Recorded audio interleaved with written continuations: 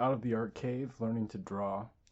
This is just a little warm-up episode because I want to make this series a connection between the importance of learning to draw and learning to draw from life, and also how that applies to all walks of life and all creative people.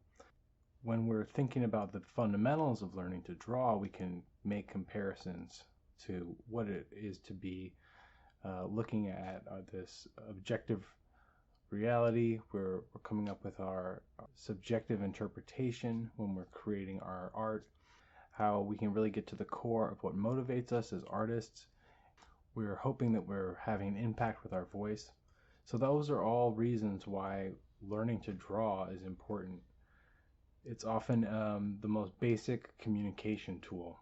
We use drawing. It's as fundamental as writing. We can use it in our process.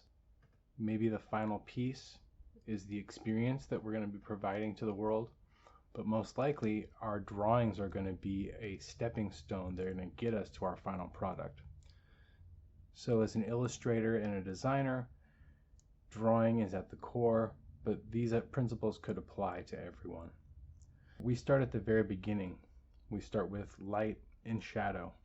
When we're learning to draw, we're training our eye to see the different values, and we're trying to record that and capture that onto paper.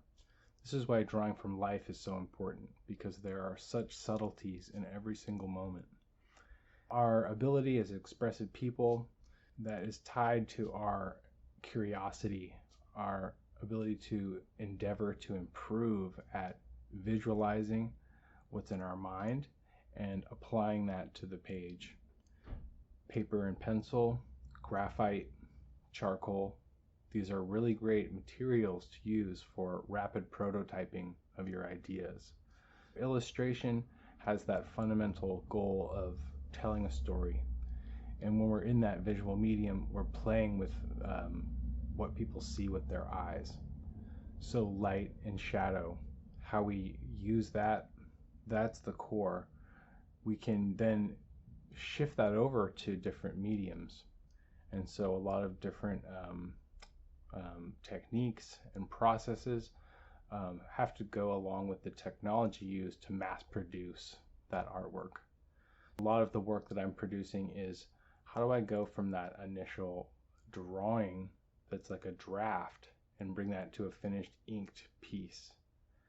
The inked piece could have watercolor or digital color added to it later. There's an appeal to this traditional printmaking process that comic book art is tied to. And a lot of the line art techniques, we're pulling out the form and the shape, and we're capturing that, not necessarily putting in all of the gradation and detail of the shadow that we could put in with other techniques. We're in a glorious age of technology, so there are less limitations on the type of art that you can use in mass production. Finished pencil art, that would work fine these days. A lot of the techniques that I'll be going through in my tutorial series are talking about how we really find line art in the drawings that we're doing, and using line art is also a great way to help with your rapid sketching. When you're out in nature and you're studying from life, you don't always have the time to do the full rendered piece of art. So sketching is a tool to capture a moment, and you can think of the people who are recording and archiving and doing scientific illustrations. They're really making sure that we're archiving the details that are found in nature. We always want to be pulling in nature as a source, as our primary source. We want to make sure that we're not just getting trapped into a loop of using the same old online imagery or looking at art to create art. It is really important to study the masters, and we can look at their technique, and we can also be influenced by their subject matter. We're thinking about inspiration and where that comes from. So maybe we should start at the very beginning. We can start out in the cave. The cave is completely black. devoid of light. And with a little time, our eyes can adjust to the light, and we can start to see a little bit of light shining on the back of this cave. And we're experiencing shapes and shadows, and we're using our imagination to interpret what those forms are. But we come to find out that we're just looking at the back of the cave. If we were to turn and look towards the mouth of the cave, we would realize that there's a sun and a source of light outside. We want to be the creatives who come out of the cave on the other side, and we take that time to study the natural world and reflect on all of these images that are really just inside of our head.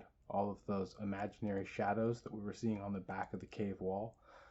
That's all the culture and iconography and symbolism that we've put into our mind in place of experiencing the real moments.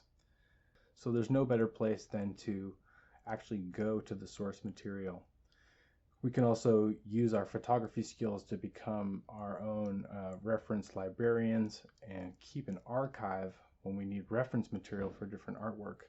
And if you're into the digital CGI realm, you're going to be duplicating photos and using those as textures within your artwork. It's really important that we're always observing. So that's really the core fundamental. You want to go back to the basics on learning to draw and why these different stages are important. It's because we're training our eye to capture that natural world. We're looking for light and shadow. We're bringing that into the form. And then with some tricks and shortcuts, we can produce line art that we can use for all kinds of graphics, everything from logo designs to poster art, things where we need to have easy reproducible art. So all of these are why learning to draw is very important.